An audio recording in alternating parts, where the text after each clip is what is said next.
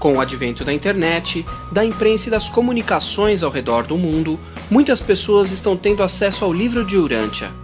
Elas sempre nos perguntam: o que afinal é o livro de Urântia? O que ele aborda? Ele é mais um livro esotérico ou uma proposta de nova religião? Nada disso. Mas antes de explicar melhor o que é o livro de Urântia, vamos antes a alguns conceitos importantes. É fato que o homem do passado viveu uma vida de servidão supersticiosa ao medo religioso. O homem moderno civilizado tem pavor do pensamento de cair em domínios de fortes convicções religiosas.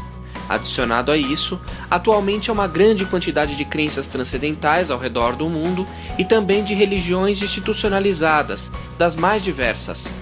Algumas delas já estão estabelecidas há muitos anos entre nós, e outras derivações que surgem quase que constantemente. Cada uma dessas crenças possui seus valores e comportamentos bem característicos, e apesar de todas elas terem valores elevados, em maior ou menor grau, está cada vez mais difícil para o homem moderno se encaixar completamente a uma delas, justamente pelos constantes questionamentos que advêm da modernidade e do crescente aperfeiçoamento da ciência e desmistificação das superstições. Mas mesmo com tudo isso, uma coisa é inegável. Independente de crenças ou religiões, o homem sente uma inegável percepção e aspiração a Deus. Bom, e como solucionar isso? O livro de Urântia veio para nos auxiliar a entender esses conflitos. Ele não é e nem pretende ser uma nova religião, mas aborda de forma formidável a religião pessoal, baseada na fé e no serviço. Ele mostra que os valores espirituais adquiridos pelas religiões transcendem as religiões em si, e essa é a beleza. O livro também nos instrui sobre a gênese, a história e o destino da humanidade, bem como a nossa relação com Deus. Ele deixa clara a diferença entre religião e ciência. Advoga a substituição da superstição, que já vemos perder força através das nossas comprovações científicas, pelo fortalecimento das realidades espirituais e dos valores divinos, já que a nossa fé é inegável e insubstituível, não necessitaria de provas. O livro de Urântia foi escrito por autores bem inusitados. Nós não tínhamos sido capazes até então de cogitar sequer a existência deles nas nossas crenças atuais. Quando os entendemos melhor, vemos com lógica a existência deles para preencher essa lacuna tão óbvia entre nós, réis mortais, e o Deus perfeito. O nosso isolamento é visto pela primeira vez de uma forma muito lógica nesse grande processo.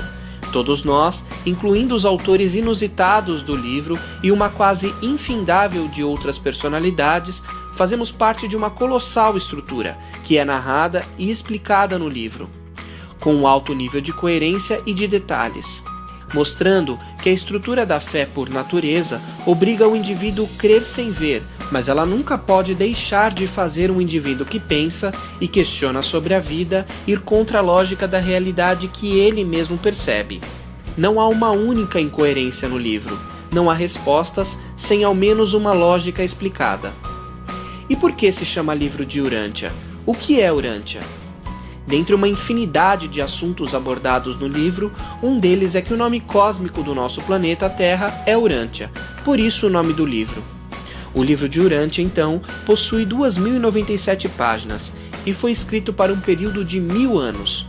Possui um volume de informações em nível de detalhes que transcendem a nossa época atual, pois vale lembrar que o nosso ponto de vista é abrangendo apenas um local do mundo em uma época.